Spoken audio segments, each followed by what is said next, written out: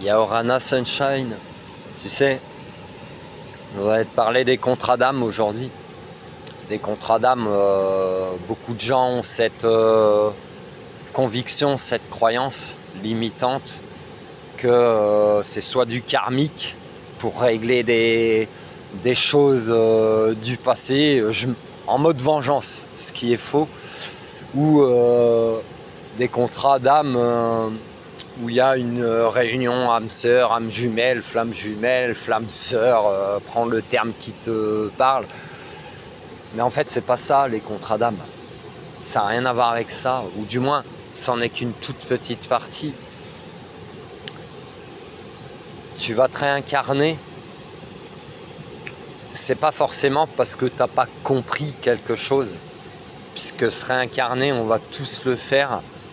Ton âme, elle est immortelle, donc elle se réincarnera toujours à volonté. C'est ce qu'on appelle la transmigration de l'âme.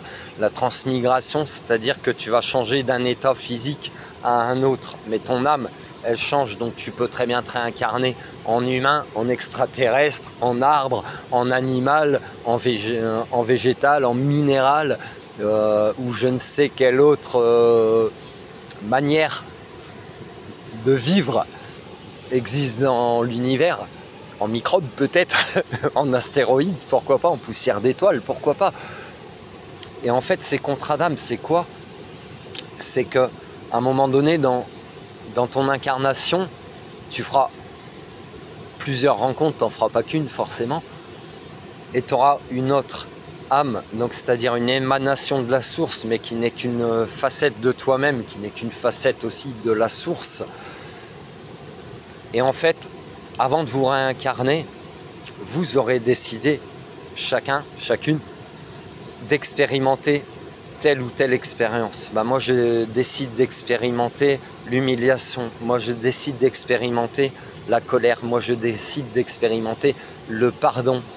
Et en fait, quand tu comprends le pourquoi de ces contrats d'âme, le plus important, c'est le pardon, parce que avant de t'incarner, cette âme et toi-même, qui est une âme également,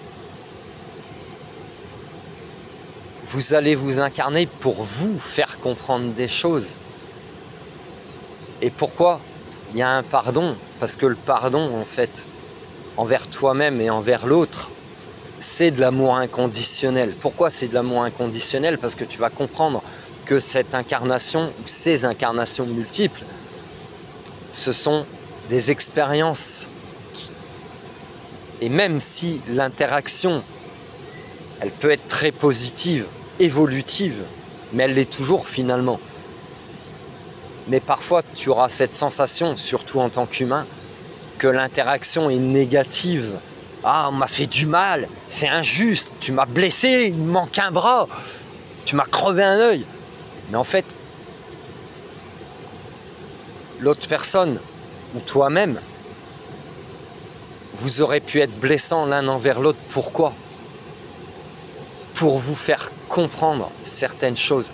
Et derrière, il faut aller voir, va voir toujours au-delà des choses. Pourquoi cette expérience a été blessante finalement? Puisque souvent l'humain ne retient que ça. Les végétaux, les minéraux, les animaux, ce n'est pas la même chose. D'autres peuples évolués dans l'univers, ce n'est pas la même chose. Mais nous, on est finalement un peuple primitif. Et pourquoi on va retenir que le négatif? Parce que ça te ramène à ton ego, à tes propres blessures. Et finalement, cette interaction que toi, tu penses être négative, elle est censée là pour te faire évoluer. C'est-à-dire pour te faire comprendre l'expérience déjà que toi, tu as souhaité vivre et d'aller voir au-delà, d'aller voir derrière que oui, je t'ai blessé, mais je t'ai blessé pour que tu te rappelles là où tu as souhaité, toi, évoluer. Et c'est par amour que je l'ai fait pour toi. C'est par amour que je t'ai blessé. Tu comprends? Suis ce raisonnement. C'est pas une vérité absolue, mais si tu comprends ce raisonnement, là, c'est vrai.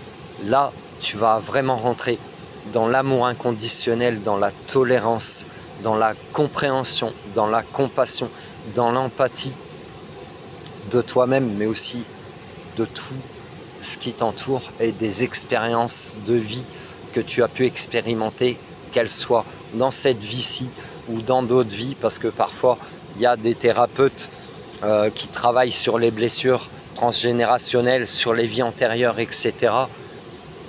Et pourquoi certaines personnes restent bloquées? Parce qu'elles restent bloquées dans le passé, parce qu'elles vont focaliser sur des vies antérieures, parce qu'elles vont focaliser sur des blessures de leur propre vie qui vont continuer de leur faire perdurer un mal-être, parce qu'elles n'ont pas compris en fait l'enseignement qu'elles sont elles-mêmes venues expérimenter. Parce que n'oublie jamais que c'est toi qui choisis tes expériences de vie. Comprends ce que tu as à y comprendre. 5, 5, 5. Prends soin de toi, Sunshine. Love you.